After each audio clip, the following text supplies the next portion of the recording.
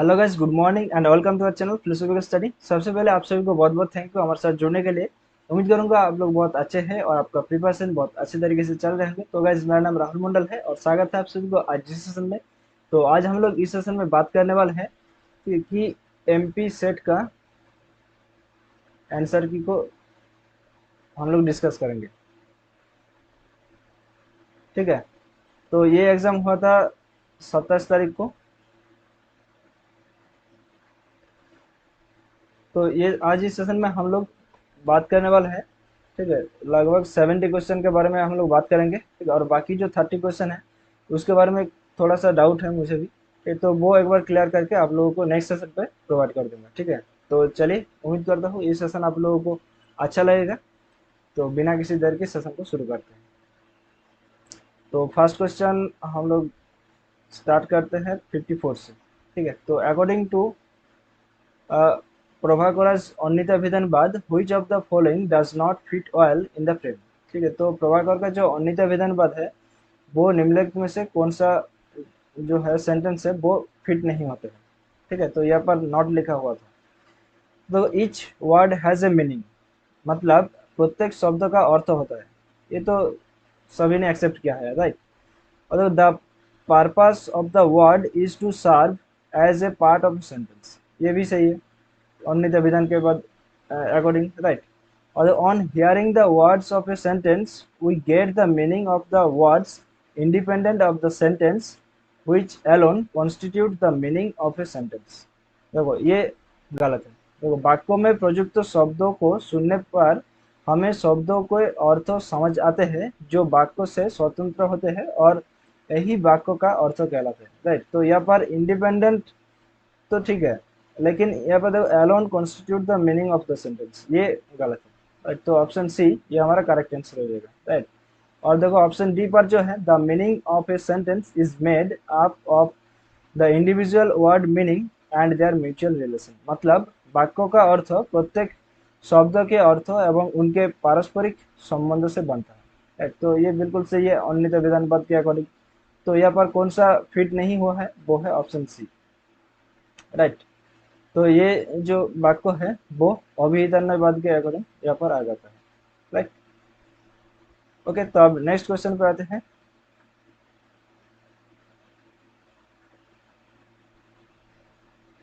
Okay, तो देखो which of the following is not a जोमो अकॉर्डिंग टू योगा सूत्र। ठीक है, तो निम्नलिखित में से योग सूत्र के अनुसार कौन सा जॉम नहीं है। ठीक है, तो देखो संतोष, अहिंसा, सत्य और अस्तेय। तो इस क्वेश्चन का जो सही आंसर है वो है संतोष, राइट। क्यों? क्योंकि संतोष जो है वो नियम का एक अंश है, राइट। तो नियम 5 टाइप्स है, राइट। तो शौच, संतोष, तापस, श्रद्धा और ईश्वर प्रणिधान, राइट। तो ये 5 टाइप्स ऑफ नियम है। तो यहाँ पर पूछा गया है कि जमो, राइट। तो अहिंसा, सत्य, अस्त्य, ब्रह्मचर्य और अपरिग्रह, राइट। तो यही है 5 जमो। तो यहाँ पर जो नहीं है वो है संतोष, right? तो option A is the correct answer. Okay, तो अब हम बात करते हैं क्वेश्चन नंबर 60 का। right? तो 58 हम लोगों ने बात किया। तो which of the following is correct pair in reference to the acceptance of प्रमाणस। ठीक है, तो यहाँ पर प्रमाणों की मान्यता के संदर्भ में से निम्नलिखित कौन सा जुग्म सही है। ओके, तो डिटर्मिनेट परसेप्शन बुद्धिस्ट, क्या सभी कल्पक पुस्तक को बुद्धों ने एक्सेप्ट किया है? नहीं, वो लोग तो प्रत्यक्ष को मतलब निर्विकल्पक पुस्तक को ही एक्सेप्ट किया है, राइट। तो ऑप्शन ए जो है वो गलत है। तो यहाँ पर करेक्ट पूछ रहा है। अब देखो वर्बल टेस्टिमोनी मतलब शब्द जो प्रत्यक्ष है तो वो 4 भाग है, right? ये भी नहीं है, राइट। अब देखो एनालॉजी सांख्य, ये भी नहीं है। तो बचा कौन? ऑप्शन डी अनुपलब्धि, मतलब ये मीमांसा ने एक्सेप्ट किया। तो ये है करेक्ट पेयर, राइट। अब नेक्स्ट क्वेश्चन पे आता है। तो देखो व्हिच फिलोसोफर बिलीव्स दैट ऐसे इज पार्सिपल। तो किस दार्शनिक का मानना है कि सत्ता अनुभव मूलक है।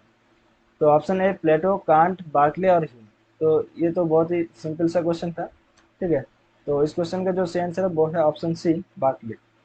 ओके, तो अब नेक्स्ट क्वेश्चन पे आते हैं। तो देखो which of the following statement is not true in the context of Descartes। तो डेकार्ट्स के अकॉर्डिंग कौन सा यहाँ पर स्टेटमेंट जो है वो सत्य नहीं है, राइट, नॉट ट्रू। देखो he is known as the father of modern philosophy, ये तो बिल्कुल सही है। His philosophical method is known as method of doubt, ये भी सही है। ही रिजेक्टेड इनेट आइडियाज, ये गलत है, राइट, क्योंकि रिजेक्ट किया था इनेट आइडियाज को वो है जॉन लॉक ने, राइट, तो ये तो एक्सेप्ट किया है। तो यहाँ पर क्वेश्चन में क्या बोला है कि नॉट ट्रू, तो ऑप्शन सी है ये हमारा करेक्ट आंसर, राइट। और ऑप्शन डी पर क्या था कि his famous axiom is I think therefore I am, मतलब पॉजिटिव आर्गुमेंट, ये तो बिल्कुल सही है, राइट। तो ये रहा ऑप्शन सी, ठीक है, हमारा करेक्ट आंसर। अब नेक्स्ट क्वेश्चन देखो, which of the following philosopher is regarded as one of seven sages of Greece। ठीक है, मतलब निम्नलिखित में से किस दार्शनिक की गणना ग्रीस के सप्त ऋषियों में से की जाती है। तो option A Plato, Thales, Aristotle और पार्मेनिडिस। तो इस क्वेश्चन का जो सही आंसर है वो है ऑप्शन बी, थेल्स, राइट। तो ये भी बहुत ही सिंपल सा क्वेश्चन था। अब नेक्स्ट क्वेश्चन पे आते हैं, ठीक है। तो यहाँ पर एक मैच द लिस्ट पूछा गया है, तो यहाँ पर बुक का नाम दिया गया है और यहाँ पर राइटर्स का, ऑथर्स का नाम दिया गया है, राइट। तो देखो प्लेटो, उन्होंने तो रिपब्लिक ग्रंथों को लिखा था, राइट। तो वन को डी के साथ मैच कर दिया। अब देखो ह्यूम, उन्होंने तो ए ट्रीटाइज ऑफ ह्यूमन नेचर हो जाएगा, और Hegel the phenomenology of spirit, और लाइबनिज थ्योरीसी, राइट। तो देखो वन को डी के साथ, टू को सी के साथ, वन डी टू सी, ठीक है। अब थ्री को ए के साथ मैच किया, तो ऑप्शन ए, राइट। तो ऑप्शन ए ये हमारा करेक्ट आंसर हो जाएगा, राइट। तो अब नेक्स्ट क्वेश्चन पे आते हैं, about which of the following philosophers Plato wrote। तो this Echecrates was the end of our friend, a man, as we may say, the best of all of his time that we have known, and moreover the most wise and just। तो देखो निम्नलिखित में से किस दार्शनिक के बारे में प्लेटो ने लिखा था। तो एकिक्रेटिस इस प्रकार हमारे मित्र का अंत हुआ, कि उस व्यक्ति का जो अपने समय का सर्वश्रेष्ठ था, सबसे बड़ा ज्ञानी और न्यायवान था। तो देखो the most wise and just, ठीक है, ये कौन सा था, ये सोक्रेटिस के बारे में उन्होंने बात कर रहा है, राइट। तो ऑप्शन डी सोक्रेटिस ये हमारा करेक्ट आंसर हो जाएगा, ओके। तो देखो नेक्स्ट क्वेश्चन सोक्रेटिस की ही है। The main principle of Socrates is, मतलब सुकृत का प्रमुख सिद्धांत है, man is the measure of all things, ये तो बिल्कुल नहीं है, ये प्रोटागोरस का है, राइट। तो only change is true, change के बारे में सोक्रेटिस ने बात नहीं किया है। अंडरस्टैंडिंग मेक्स नेचर, ये भी नहीं है, राइट। आप देखो नॉलेज इज वर्च्यू, राइट। तो ये है इसका करेक्ट आंसर, राइट। तो 66 का ऑप्शन डी ये हमारा करेक्ट आंसर है। और देखो for the proof of existence of God Saint Anselm's most important argument is, ठीक है। तो ईश्वर के अस्तित्व में प्रमाण हेतु संत एंसेलम का सर्वाधिक महत्वपूर्ण तर्क है मोरल आर्गुमेंट, मतलब नैतिक तर्क, ऑन्टोलॉजिकल आर्गुमेंट, मतलब सत्तामूलक तर्क, टेलियोलॉजिकल आर्गुमेंट, मतलब प्रयोजनमूलक तर्क, या फिर कॉस्मोलॉजिकल आर्गुमेंट, मतलब विश्वमूलक तर्क। तो सेंट एंसलम का जो तर्क है वो है यही है कि ऑन्टोलॉजिकल आर्गुमेंट, राइट। तो ऑप्शन बी ये हमारा करेक्ट आंसर हो जाएगा, ओके। तो अब नेक्स्ट क्वेश्चन देखो, according to Heraclitus reality is, ठीक है। तो हेराक्लिटस के अनुसार रियलिटी क्या है, सत्ता क्या है। परमानेंट एंड कांस्टेंट, मतलब नित्य और स्थिर है, या फिर इम्परमानेंट एंड चेंजेबल, मतलब अनित्य और परिवर्तनशील है, या फिर दोनों, या फिर कोई भी नहीं है। तो हेराक्लिटस के अनुसार जो रियलिटी है वो है इम्परमानेंट एंड चेंजेबल, राइट। तो उन्होंने कहा है कि everything is in flux, right, वो हमेशा परिवर्तन होते रहते हैं, राइट। तो ऑप्शन बी ये हमारा करेक्ट आंसर हो जाएगा, ओके। तो अब नेक्स्ट क्वेश्चन पे आते हैं कि which one is the correct sequence. ठीक है, तो इनमें से कौन सा एक सही क्रम है? तो देखो यहाँ पर जो धर्म अर्थ काम एंड मोक्ष, राइट, यही है फोर पुरुषार्थ, और ये इसका करेक्ट सीक्वेंस। तो ऑप्शन सी ये हमारा करेक्ट आंसर हो जाएगा। ओके, तो अब नेक्स्ट क्वेश्चन पर देखो, मैत्री, मुदिता, करुणा एंड उपेक्षा आर रिलेटेड टू। तो ये जो है वो ब्रह्म विहार के बारे में बात कर रहा है, राइट, और ब्रह्म विहार किसके साथ रिलेटेड है? वो है ऑप्शन सी, बुद्धिज्म, राइट। तो अब नेक्स्ट क्वेश्चन पे देखो, in the following which one does not belong to जैनस त्रिरत्न। तो जैनों का जो त्रिरत्न है वो निम्नलिखित में से कौन सा नहीं है? ओके, तो देखो, सम्यक ज्ञान, सम्यक भावना, सम्यक दर्शन, या फिर सम्यक चरित्र। तो त्रिरत्न कौन कौन सा है? सम्यक ज्ञान, सम्यक दर्शन और सम्यक चरित्र। ठीक है, तो कौन सा नहीं है? ऑप्शन बी, सम्यक भावना। ठीक है, the concept of apurva belongs to.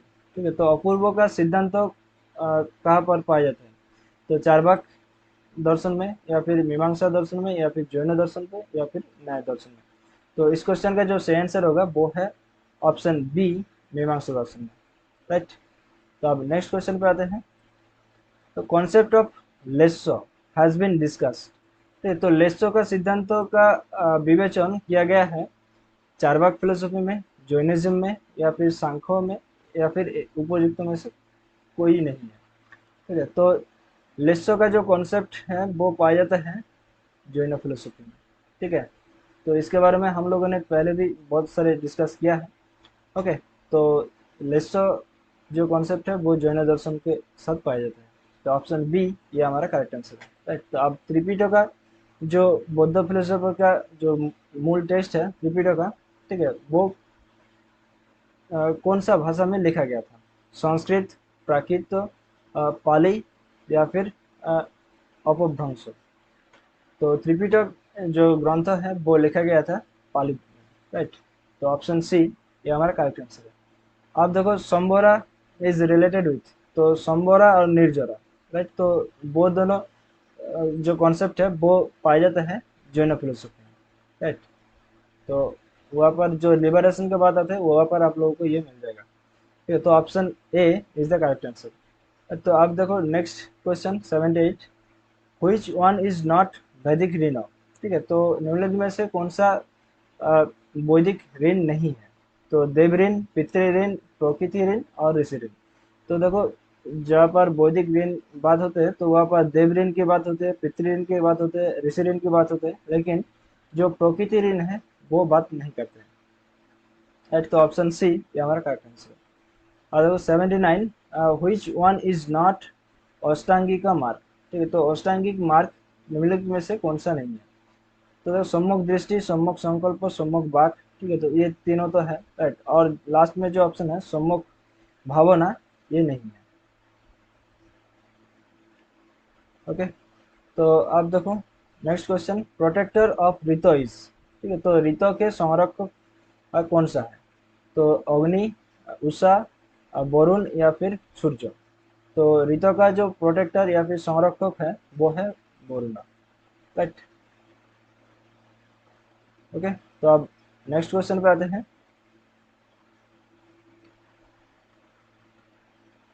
तो who gave the theory of duty for duty sake, right. तो कर्तव्य के लिए कर्तव्य का सिद्धांत किसने दिया? बटलर, मिल, बेंथम और कांट। तो इस क्वेश्चन का जो सही आंसर है वो है ऑप्शन डी, कांट, राइट। तो ये एक स्टडी क्वेश्चन था। अब देखो 85, which one is which one of the following thinkers has recommended the hedonistic calculus। ठीक है, तो hedonistic calculus निम्नलिखित में से कौन सा चिंतक ये समर्थन करता है? तो एरिस्टिपस, बेंथम, मिल, या फिर सिड्यूल। ठीक है, तो बेसिकली हेडोनिस्टिक के बारे में तो सारे ने एक्सेप्ट किया है, लेकिन हेडोनिस्टिक कैलकुलस जो है वो बेंथम ने प्रमोट किया, राइट। तो ऑप्शन बी ये हमारा करेक्ट आंसर है। ओके, तो आप देखो next question, which punishment theory holds the principle an eye for an eye and a tooth for a tooth। ठीक है, तो आंख के लिए आंख और दांत के लिए दांत का मत किस दंड सिद्धांत का है? तो ऑप्शन ए प्रिवेंटिव थियोरी, मतलब निवर्तनवाद सिद्धांत का, रिफॉर्मेटिव थ्योरी मतलब सुधारात्मक सिद्धांत का, रिगोरिज्म थ्योरी मतलब कठोरतावाद सिद्धांत का, या फिर option D none of the above, या फिर इनमें से कोई नहीं है। तो देखो जो an eye for an eye and a tooth for a tooth, ये जो थ्योरी मतलब दिया जाता है वो है रेट्रीब्यूटिव थ्योरी।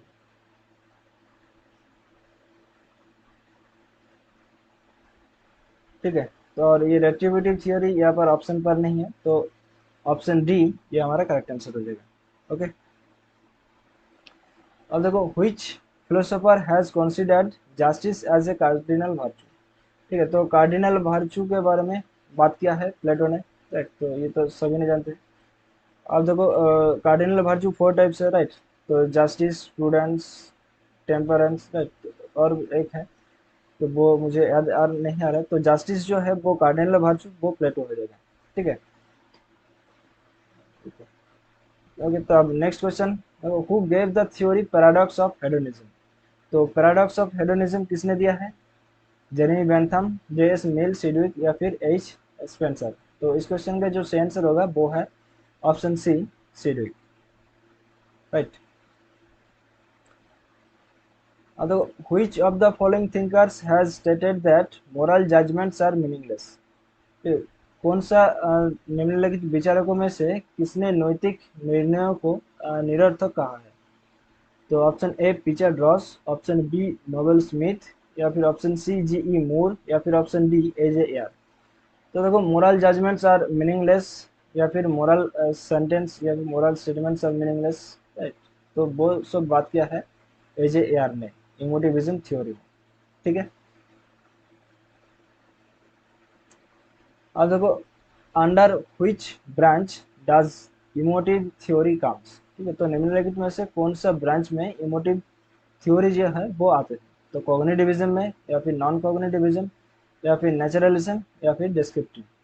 तो फ्रेंड्स इस क्वेश्चन का जो सही आंसर है वो है option B, non cognitive, right. तो नॉन कॉग्निटिविज्म के अंदर ये इमोटिव थ्योरी या फिर इमोटिविज्म आते हैं। ओके,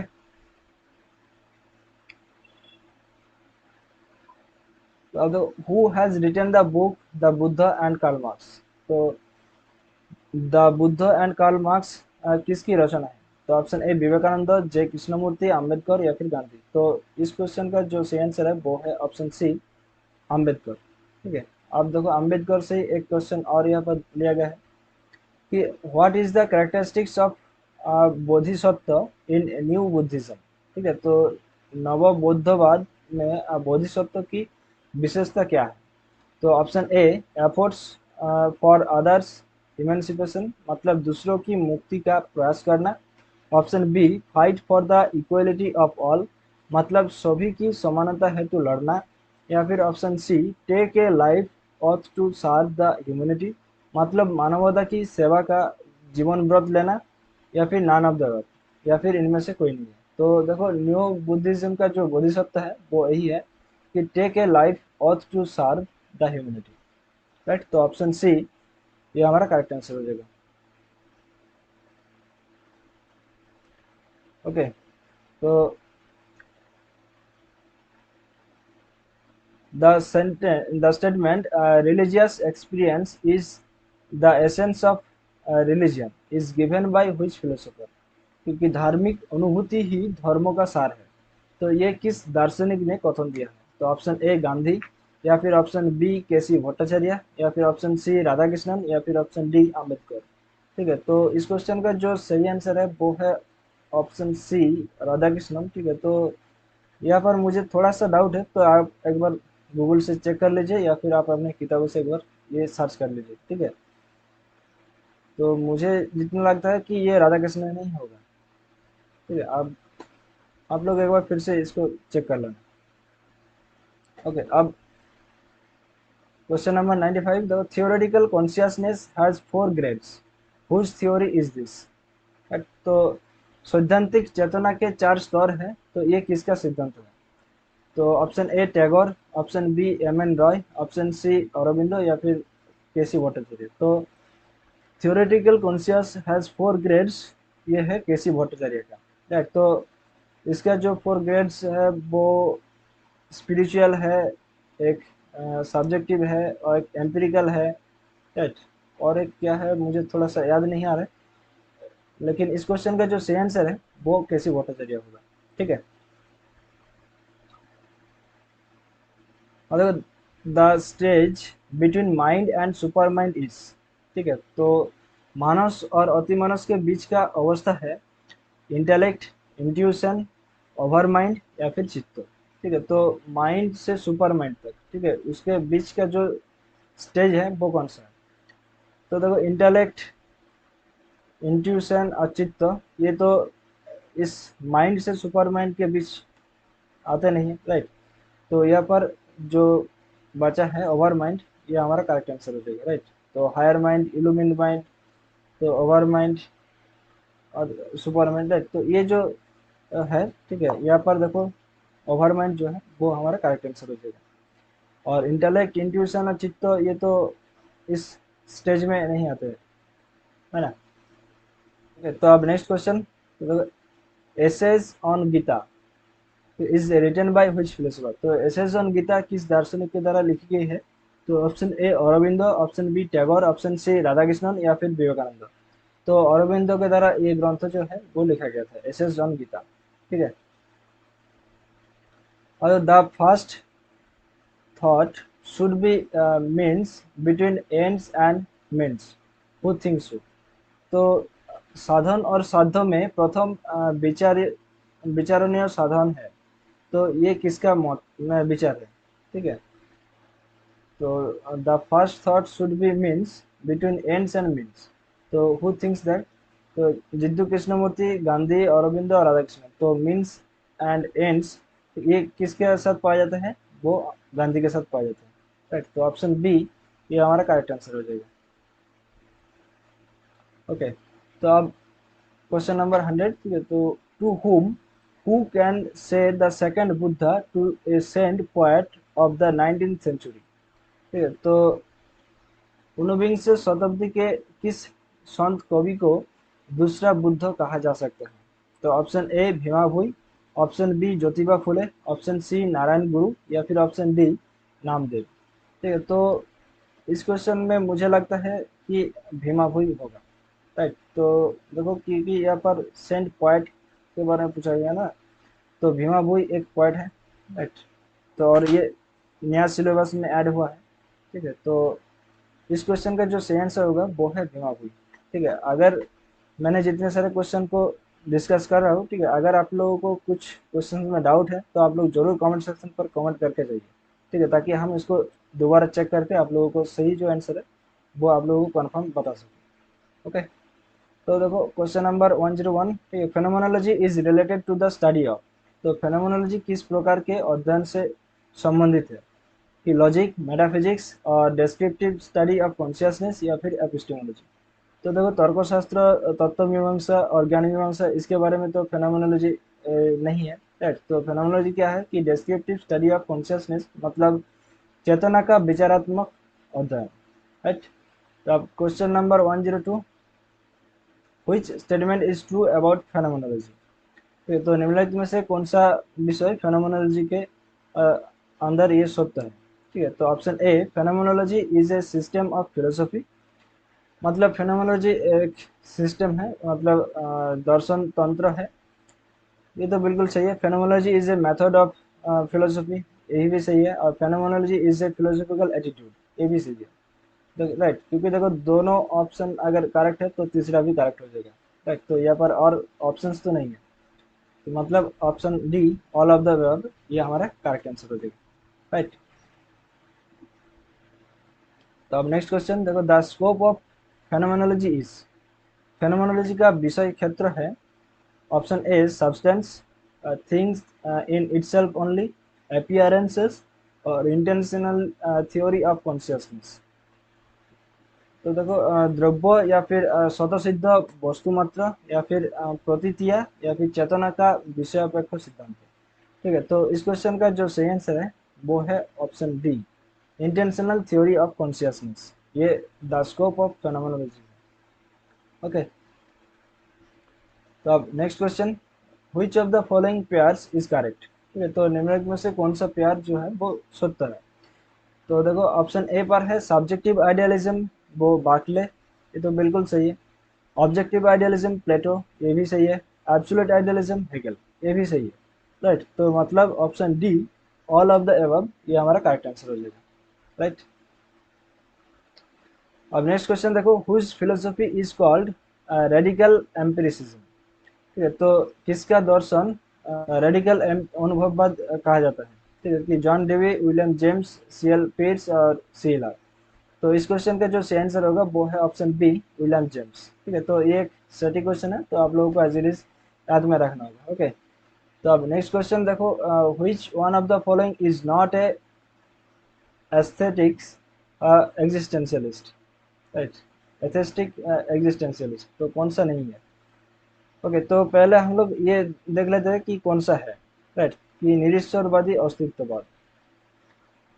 तो सातरे, कियरकेगार्ड और एल्बर्ट कैमस, राइट, एल्बर्ट कामू, ये सारे तो है, लेकिन जो ऑप्शन ए हाइडेगर है, मुझे लगता है ये नहीं है। ठीक है, तो आप लोग एक बार इसको गूगल पर चेक कर लीजिएगा। ठीक है, मैं यहाँ पर क्वेश्चन मार्क लगा रहा हूँ। ठीक है, इस क्वेश्चन में थोड़ा सा डाउट है, लेकिन जितना मुझे याद है कि ऑप्शन ए ये हो सकता है। ओके, तो अब next question, speech act theory is contributed bye, ठीक है, तो स्पीच एक्ट थ्योरी एक किसके द्वारा दिया जाता है। ठीक है, तो option A Ryle, option B J L Austin, option C Wittgenstein, या फिर ऑप्शन डी हुसल। ठीक है, तो इस क्वेश्चन का जो सही आंसर होगा वो है option B J L Austin.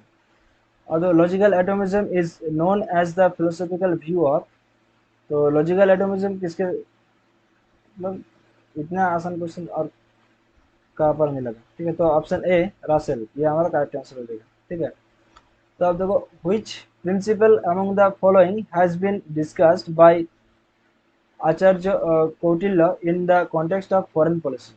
ठीक है, तो आचार्य कौटिल्य ने विदेश नीति के संदर्भ में किस सिद्धांत की चर्चा की है। ठीक है, two fold policy, five fold policy, seven fold policy, या फिर सिक्स फोल्ड पॉलिसी। तो इस क्वेश्चन का जो सही आंसर होगा वो है option D six fold policy.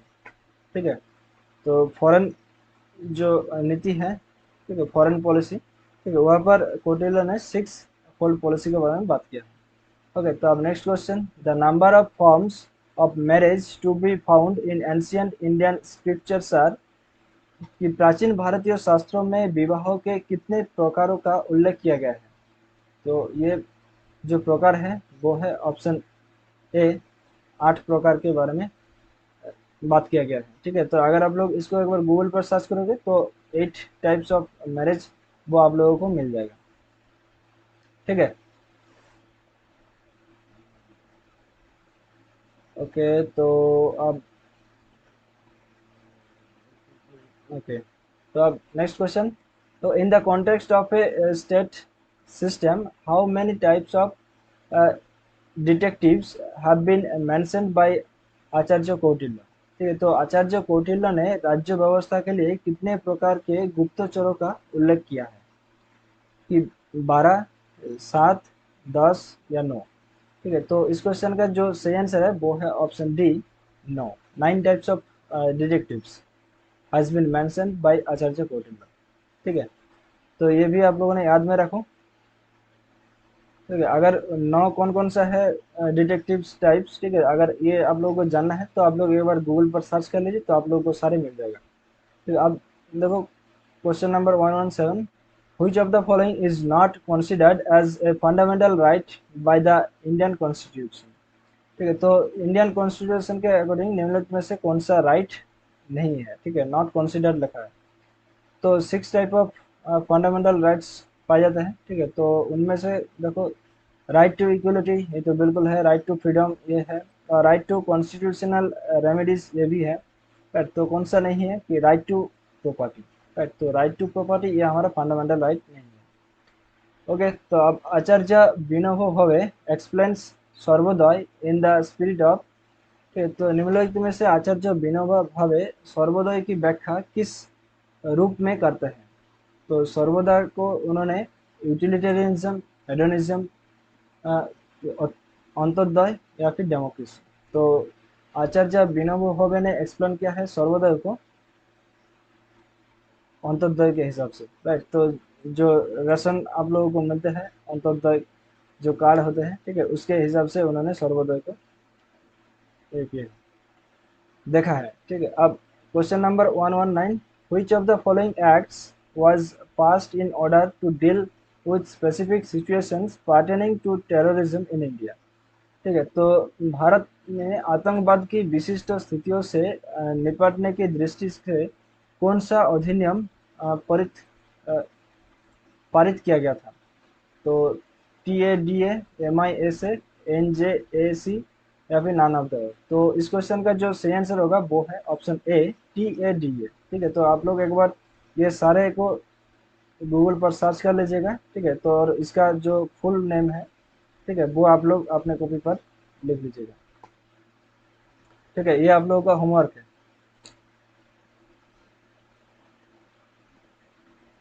और the theory of social contract is based upon.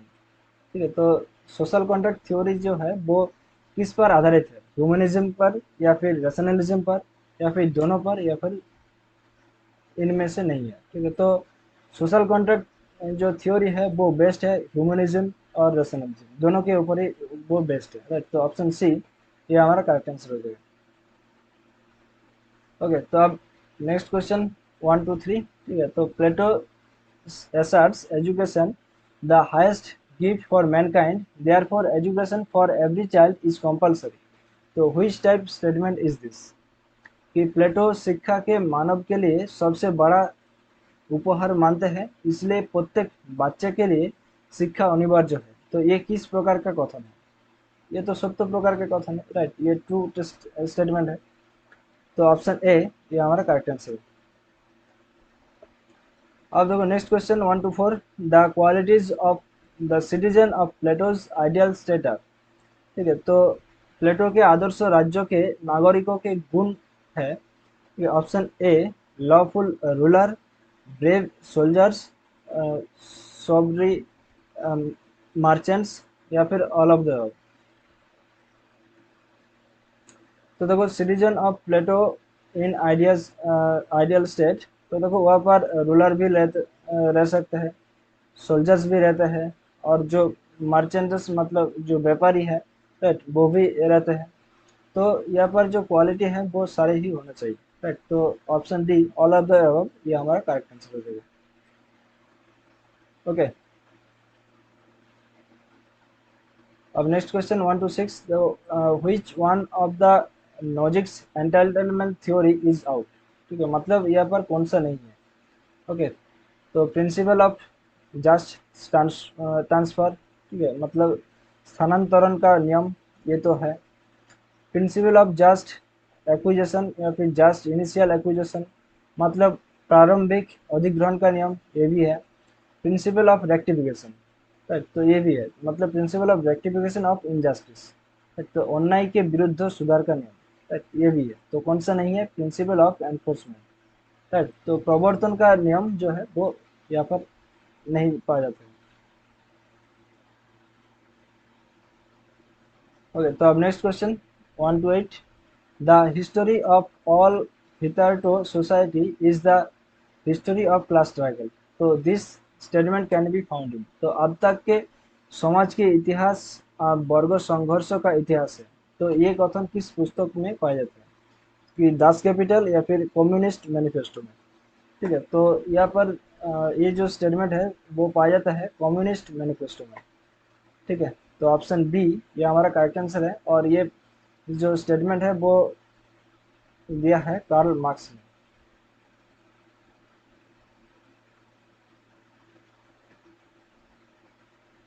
ठीक है, ओके, तो अब next question 132, the proposition of syllogism that contains both major term and minor term is known as।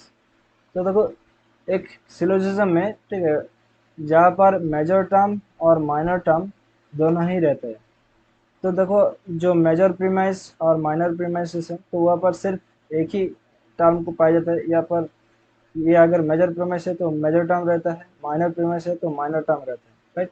और ये जो दोनों एक साथ में रहते हैं वो रहता है कंक्लूजन पर।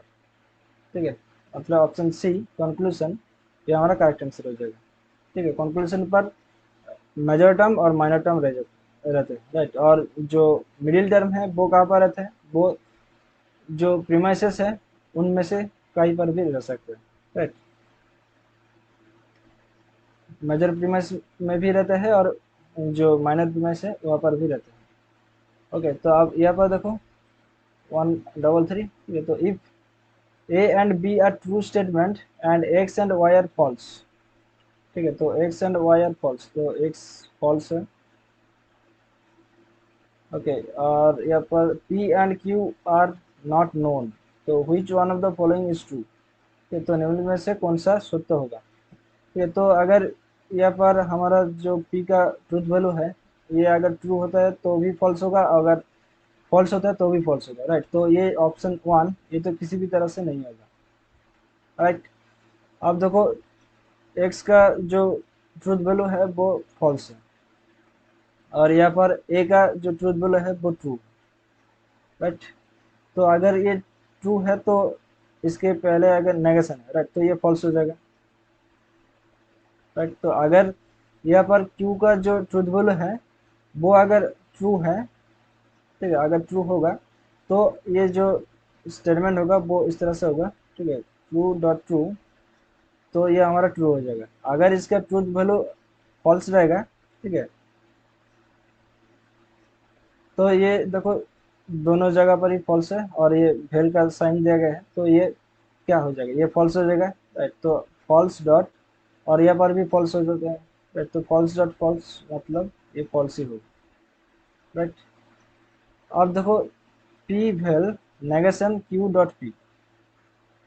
ओके, तो यहाँ पर देखो किसी भी टर्म का हमारा तो आता पता नहीं है, राइट। ये सत्य होगा या फिर मिथ्या होगा ये तो हम लोगों को पता नहीं है, तो एक बार ट्रू एक बार फॉल्स के हिसाब से देख लेते हैं। ठीक है, अगर पी को यहाँ पर ट्रू लिया यहाँ पर भी ट्रू लिया, तो दोनों जगह पर ही तो सेम लेना पड़ेगा ना।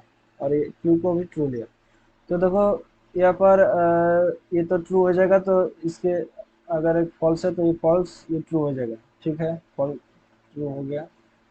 अगर इसको हम लोग फॉल्स ले लेते हैं, ठीक है, सभी को फॉल्स एक बार मान लेते हैं। ठीक है, इसको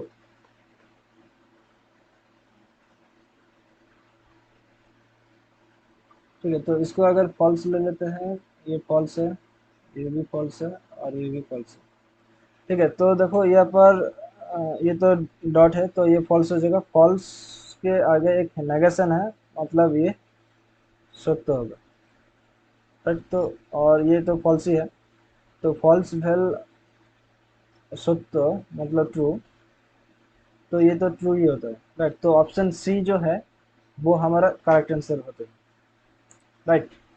क्योंकि देखो यहाँ पर अगर हम लोगों को पी और पी का मान एक बार ट्रू लिया और पी का मान एक बार हम लोगों ने फॉल्स लिया, ठीक है, और क्यू का जो ट्रूथ वैल्यू है वो हम लोगों ने एक बार ट्रू लिया और एक बार फॉल्स लिया। ठीक है, कि दोनों जगह पर ही, ठीक है, हमारे जो स्टेटमेंट है वो सत्य ही आते हैं, राइट। तो इस तरह से भी हमारे जो ये स्टेटमेंट है वो सत्य हो सकता है, right? तो ऑप्शन सी ये हमारा करेक्ट आंसर हो जाएगा। ओके, तो और इसको करने की जरूरत ही नहीं है। ओके, तो अब option question number 134, the logical relation between students are never faultless, ठीक है, and every student is faultless is of. ठीक है, तो देखो यहाँ पर स्टूडेंट्स आर नेवर फॉल्टलेस, ठीक है, तो ये जो स्टेटमेंट है, ठीक है, ये कौन सा प्रोपोजिशन होगा। ठीक है, तो यहाँ पर देखो नेवर का टर्म युक्त है तो ये एक और एक सदर्थक वाक्य है, राइट। यहाँ पर आर लिखा है तो ये ओ प्रोपोजिशन हो जाएगा और एवरी स्टूडेंट इज फॉल्टलेस, ठीक है, तो और ये ए प्रोपोजिशन हो जाएगा, राइट। तो ओ एंड ए के बीच कौन सा रिलेशन है, तो ए ई आई एंड ओ। तो ए एंड ओ के बीच या फिर ओ और ए के बीच जो रिलेशन है वो कॉन्ट्राडिक्टरी है, कॉन्ट्राडिक्शन। तो ऑप्शन ए कॉन्ट्राडिक्शन ये हमारा करेक्ट आंसर हो जाएगा। ठीक है, तो ये सारे रूल्स जो है वो आप लोगों को हम लोगों ने पढ़ाऊंगा। ठीक है, जो हम लोगों ने लॉजिक का क्रैश कोर्स शुरू किया है तो वहाँ पर आप लोगों को ये सारे डिटेल में समझाऊंगा। ठीक है, तो हमारा जो लॉजिक का क्रैश कोर्स है वो चालू हो गया है। तो अगर आप लोगों ने नहीं देखा है हमारा फर्स्ट डे का सेशन तो इस चैनल पर ही है, तो आप लोग जाकर देख सकते हैं। ओके, तो 135 क्वेश्चन नंबर, तो इन which figure the middle term is the predicate in the major premise and subject in the minor premise। तो देखो यहाँ पर कौन सा फिगर में ये जो मिडिल टर्म है वो प्रेडिकेट टर्म है मेजर प्रीमाइस में। ठीक है, तो यहाँ पर सब्जेक्ट और प्रेडिकेट, ठीक है, सब्जेक्ट प्रेडिकेट, सब्जेक्ट प्रेडिकेट। ठीक है, तो ये मेजर प्रीमाइस और ये माइनर प्रीमाइस। ठीक है, और यहाँ पर कंक्लूजन होता है। ठीक है, तो middle term in the predicate, right. ठीक है, तो यहाँ पर मिडिल टर्म रहेगा और मेजर प्रीमाइस में और माइनर प्रीमाइस में सब्जेक्ट टर्म। ठीक है, मतलब यहाँ पर तो हमारे जो चित्र होते हैं तो इस तरह के होते हैं। ठीक है, और ये कौन सा फिगर का चित्र है? ये है फोर्थ फिगर का। ठीक है,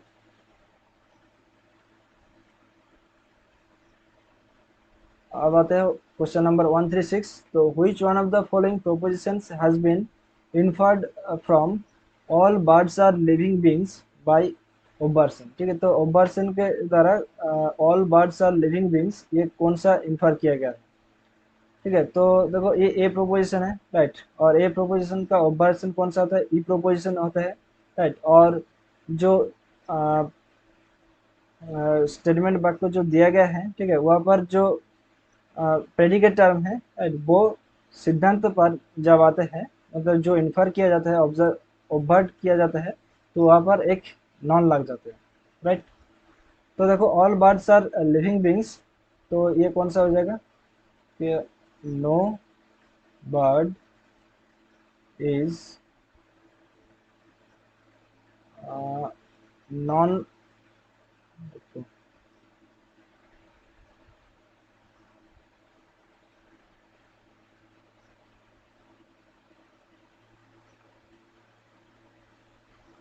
ठीक है, no birds is non living beings.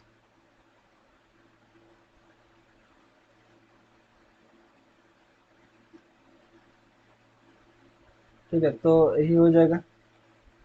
तो देखो यहाँ पर कहाँ पर है? ऑप्शन बी पर है, राइट। तो ऑप्शन बी ये करेक्ट आंसर हो जाएगा, राइट। और देखो ये मैच द लिस्ट में पूछा गया है। तो देखो लिस्ट वन पर है traditional logic, idealistic logic, pragmatic logic और मैथमेटिकल लॉजिक। और लिस्ट टू पर है लाइबनिज, एरिस्टोटल, हेगल और ड्यूई। तो देखो ट्रेडिशनल लॉजिक ये तो एरिस्टोटल ने दिया है, राइट। तो ए को टू से मैच किया, तो ए को टू से जैसे ही मैच किया तो देखो एक ही ऑप्शन पर है, वो है ऑप्शन बी, राइट। अब देखो बी को थ्री से, राइट। तो आइडियलिस्टिक लॉजिक वो हेगल के साथ हो जाएगा। और देखो सी को फोर से मतलब प्रैग्मेटिक लॉजिक ड्यूई और मैथमेटिकल लॉजिक वो लाइबनिज हो जाएगा, राइट। तो, तो ऑप्शन डी ये हमारा करेक्ट आंसर है। Okay,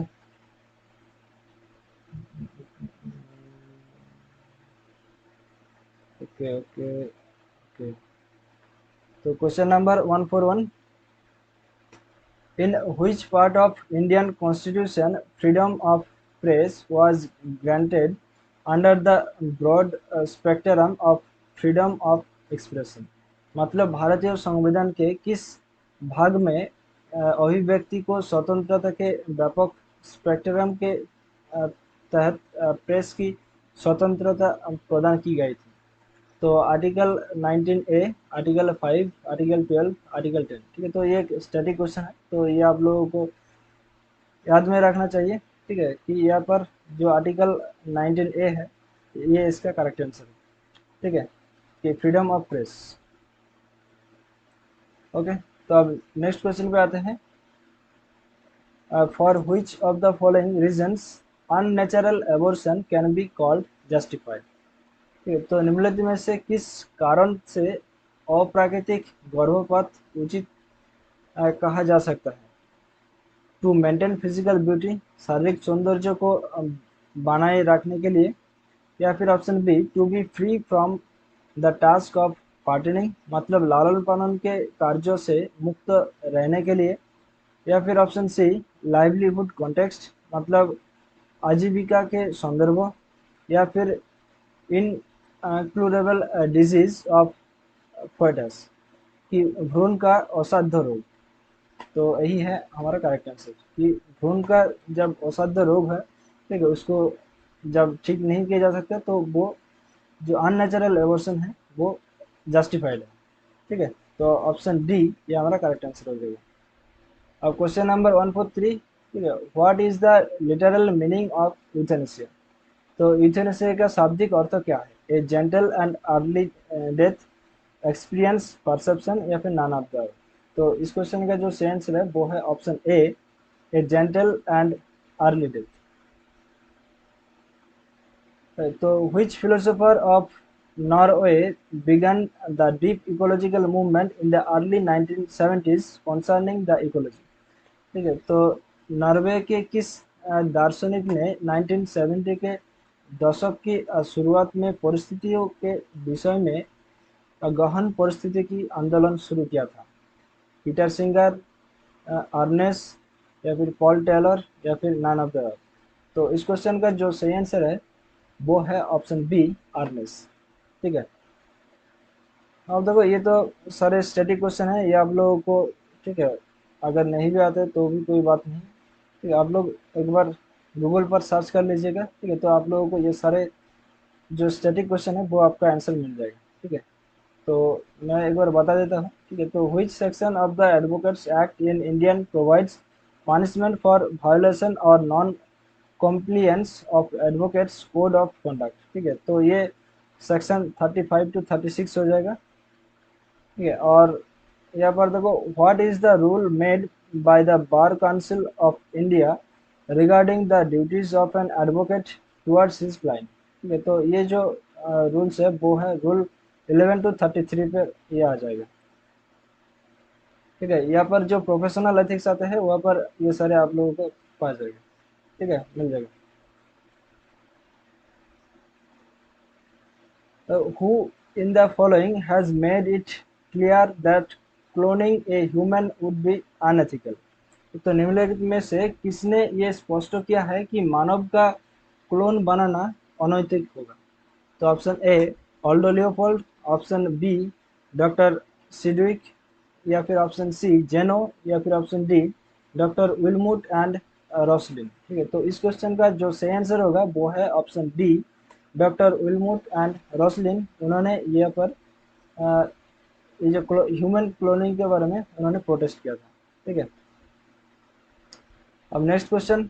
what is known as the fourth state of our democratic society in the following.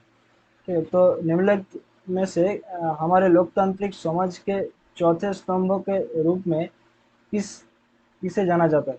ठीक है, कि डॉक्टर, लॉयर, मीडिया, या फिर कोर्ट। तो fourth state of our democratic society वो है मीडिया। ठीक है, तो ऑप्शन बी ये हमारा करेक्ट आंसर हो जाएगा। ओके, तो अब next question. Who among the following philosophers considered ethics as a practical science। तो निम्नलिखित में से किस दार्शनिक ने नीति शास्त्र को एक व्यवहारिक विज्ञान माना है। तो option A P H Nowell Smith, option B Bradley, option C Locke, या फिर ऑप्शन डी स्पिनोजा। ओके, तो इस क्वेश्चन का जो सही आंसर है वो है option A P H Nowell Smith. ठीक है, तो ये एक स्टैटिक क्वेश्चन भी है, तो आप लोगों को एज इट इज याद में रखना होगा। ठीक है, तो आज इस सेशन का लास्ट क्वेश्चन है क्वेश्चन नंबर 150। ठीक है, which one of the following pairs is not correct। ठीक है, तो यहाँ पर कौन सा जुग्म सही नहीं है ये आप लोगों को बोलना होगा। तो applied philosophy Locke, land ethics Aldo Leopold, deep ecology Naess, या फिर cloning human unethical doctor Wilmut. तो देखो हम लोगों ने पहले क्वेश्चन में किया कि क्लोनिंग ह्यूमन अनएथिकल, ये डॉक्टर उलमेट ने कहा है, तो ये तो सही है। डीप इकोलॉजी ये आर्नेस सही है। लैंड एथिक्स ये ऑल्डो लियोपोल्ड सही है। तो अप्लाइड फिलोसफी लॉक ये सही नहीं है। ठीक है, तो ये गलत है। तो बोले तो इस सेशन से अगर आपको थोड़ा सा भी हेल्प हुए तो इस सेशन को जरूर लाइक करके अपने दोस्तों के साथ शेयर कीजिए। मिलते हैं नेक्स्ट सेशन पर। ठीक है, और बाकी जो 29 क्वेश्चंस रह गए हैं वो आप लोगों को नेक्स्ट सेशन पे प्रोवाइड करूंगा। ठीक है, तो तब तक के लिए हंसते रहे, मुस्कुराते रहे और चित्त को शांत रखकर अपने प्रिपरेशन को आगे लगे चलिए। Thank you, bye bye, take care, ध्यान रखिएगा दोस्तों। जय हिंद, बाय।